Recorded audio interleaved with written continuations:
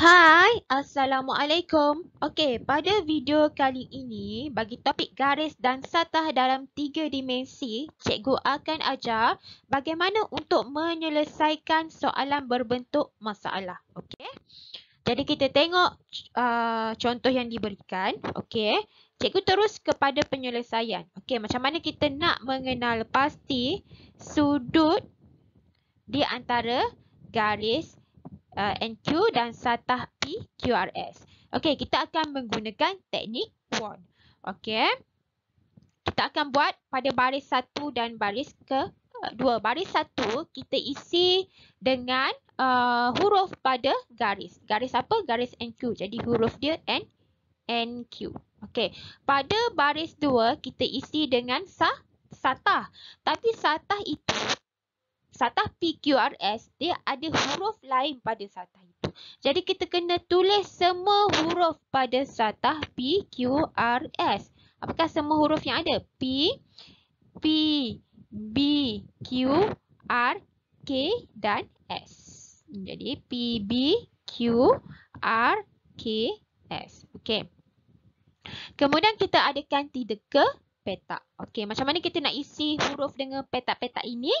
Okey, jadi pada petak yang tengah, okey, langkah pertama kita isi huruf yang sama pada baris 1 dan baris 2. Apakah huruf yang sama? Ialah huruf Q. Kita isi ni huruf Q. Okey, langkah kedua, kita tengok petak yang pertama. Okey, apakah huruf yang tinggal pada baris 1?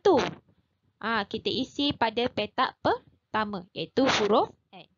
Okey. Langkah ketiga, huruf yang tinggal pada baris 2, okey, tapi paling dekat dengan huruf kotak pertama. Okey. Jadi N huruf kotak pertama kan? Okey, huruf yang tinggal pada baris kedua ialah P, B, R, K dan S. Okey, ini ni. Okey, manakah paling dekat dengan N? Kita tengok berdasarkan rajah. Okey, ini N. Okey. P, B, R, K dan S. Mana paling dekat dengan N? Ialah huruf K. Kita tengok pada rajah. Jadi, yang ini kita isi dengan huruf K. Okey, jadi kita dah ada jawapan. Okey, jawapannya ialah, okey, simbol sudut yang tajam ini N, Q, K. Ini jawapannya. Okey, seterusnya kita ke soalan B. Okey, kita tengok soalan B kita. Macam mana kita nak hitung sudut antara garis NQ dan satah PQRS. Okey, berdasarkan jawapan A tadi, kita dapat sudut ialah NQK. Jadi kita kena lukis segitiga NQK. Okey. Dekat atas ialah huruf N. Okey, bawah N huruf apa? Huruf K.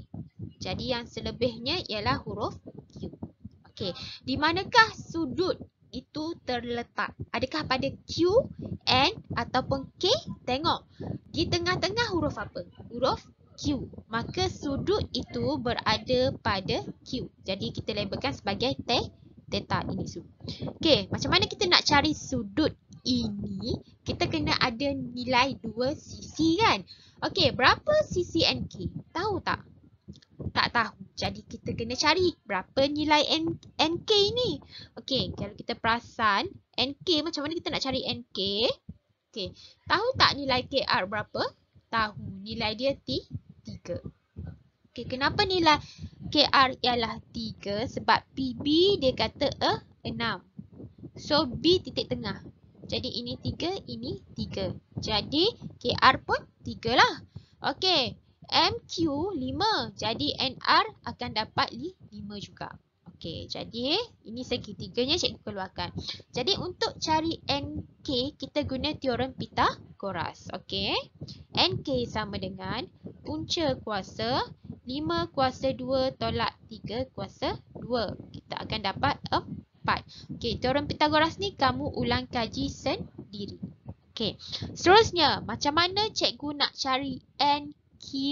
Okey, macam mana cikgu nak cari NQ? Okey. Ini NQ. Okey, pada NQ kita ada sisi apa? Sisi QR. Kita tahu QR ialah 8 dan kita tahu NR ialah 5. Jadi kita akan guna teorem Pythagoras juga untuk cari nilai NQ. Jadi NQ sama dengan punca kuasa 8 kuasa 2 tambah 5 kuasa 2. Jadi kita akan dapat ialah 9.434. Okey, jadi NQ ialah 9.434. Okey. Jadi kita dah ada dua sisi. Jadi kita boleh cari nilai theta. Okey, sebelum tu kita labelkan dulu kat mana sebelahan, di mana tentangan dan hipotenus. Okey, ini sebelahan, ini tentangan dan hipotenus. Jadi sisi apa yang terlibat ialah sisi hipotenus dan sisi tentangan. Jadi kalau kita ingat balik, saya takut hantu. Kalau saya hantu, tak takut sangat. Jadi kita nak T dan H. Sisi dia T dan H. Yang ini. Jadi yang terpilih ialah sin. Okey. Jadi sin theta sama dengan T kita ialah 4. H kita ialah 9.434.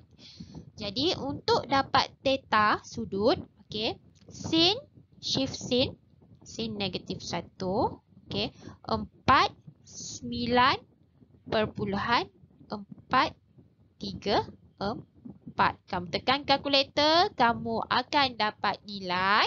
Okey, kamu akan dapat nilai 25.08 darjah.